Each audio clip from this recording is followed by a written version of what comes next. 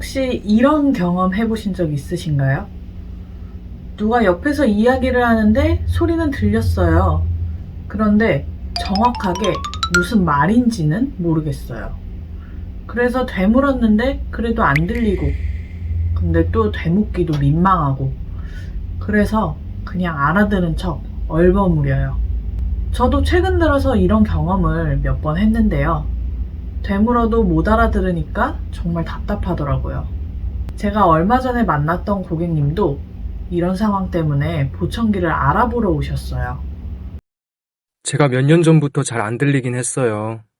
근데 집에만 있으니까 보청기 안 하려고 했는데, 그런데 딸이 결혼을 해서 당장 다음 달에 상견례가 잡혀서, 그래서 얼른 보청기를 맞춰야 할 것 같아요.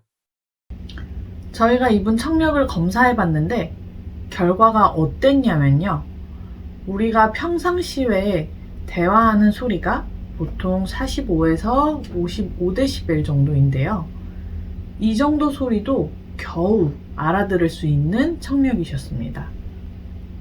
그래도 다행인 건 말소리를 구별하는 능력이 70%로 나와서 보청기를 착용하면 상견례 때 대묻지 않고 대화하실 수 있겠더라고요. 근데 이분이 요구사항이 딱 하나가 있으셨어요. 저는 무조건 안 보이는 보청기로 해주세요. 작아서 귀에 쏙 들어가는 걸로요. 그런데 여기서 많은 분들이 잘 모르시는 사실이 하나 있습니다. 안 들린다고 다 똑같은 보청기를 착용하는 게 아니에요. 귓속형 하고 싶다고 귓속형 하고, 귀에 거는 거 하고 싶다고 귀걸이형 하고, 그런 게 아니고요. 난청 유형이나 정도에 따라서 잘 맞는 보청기가 다 다릅니다. 그래서 이건 보청기 전문가와 상의를 해보셔야 합니다. 다행히 이분은 초소형 보청기도 잘 맞는 청력이었어요. 그런데 보청기도 브랜드가 많다 보니 어떤 브랜드가 이분께 잘 맞을지 찾는 과정이 필요했습니다. 그래서 이분께 각각 다른 3개의 브랜드 보청기를 착용시켜 드렸습니다. 직접 들어보시고는 A 브랜드는 날카롭게 들리는 것 같긴 한데 선명하게 들린다. B 브랜드는 울려서 들리고 답답하다. 이런 식으로 말씀을 해주셨습니다. 이렇게 이분은 초소형 보청기를 구입하셨습니다. 그리고 상견례에서 잘 들으실 수 있도록 저희가 소리 조절을 해드렸어요. 지금 보시는 검사 결과는 실제로 보청기 소리 조절 후에 시리 측정 검사한 결과인데요. 결과에서 보시는 것처럼 보통 사람들이 대화하는 크기로 이야기해도 잘 들을 수 있도록 조절을 해드렸습니다. 그런데 여기서 가장 중요한 점이 있습니다. 이분이 상견례에서 잘 들으실 수 있었던 이유가 초소형 보청기라서가 아니에요.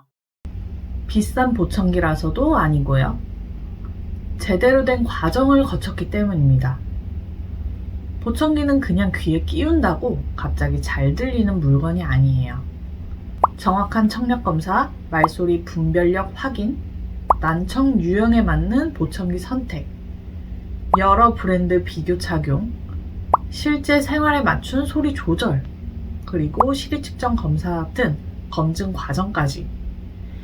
이 과정 중에 하나라도 빠지면 보청기 했는데도 답답하다, 울린다, 괜히 했다 이런 말이 나올 수밖에 없습니다.